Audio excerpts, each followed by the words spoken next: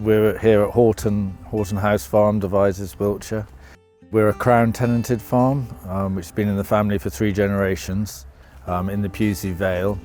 We're predominantly dairy farmers, but we also have milking goats, sheep and pigs as well.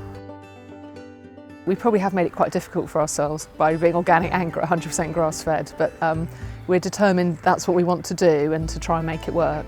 For us, getting the goats was another level of biodiversity to our farm. We're already grass farmers, so when we got our goats, naturally we wanted them to be 100% grass-fed, and it's been challenging. Their milk yield has dropped quite dramatically over the winter because we can only feed them hay, haylage, silage. We can't just sort of open a bag of concentrate and run it in front of them, which would influence their milk yield. And sourcing organic foods, organic hay, can be quite challenging as well of the right quality. So yes, it's certainly been a challenge. I'm Nick from the Green Butcher. We are a new pasture-fed organic beef and lamb supplier to Abel & Co, a cooperative of sorts that was set up a couple of years ago between myself as the butcher and 2 very important organic and pasture-fed dairy farms, Horton House in Wiltshire, where we're standing today, and the Ethical Dairy up in Dumfries and Galloway in southwest Scotland. Yeah, goat's been an exciting and challenging project for these guys. Johnny and Rachel now are running the first and only that we know of organic and 100% pasture-fed goat herd in the UK.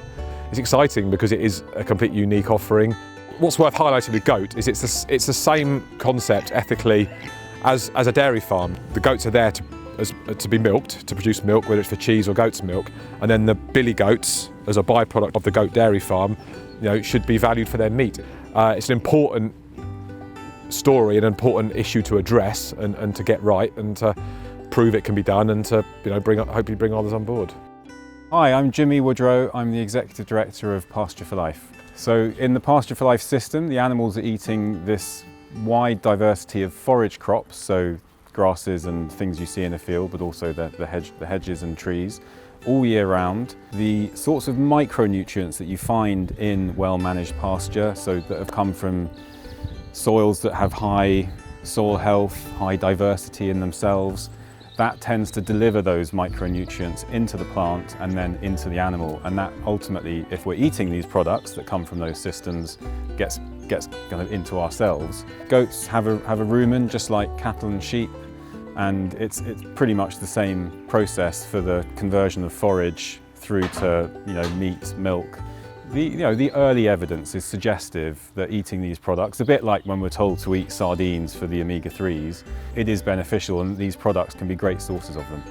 It's pretty hard to get to that 100% pasture-fed level because there are no places to hide. If you have a problem one year, particularly in the winter, you can't just reach for the grain. You have to make sure you've got enough conserved forage on your farm in order to kind of get through.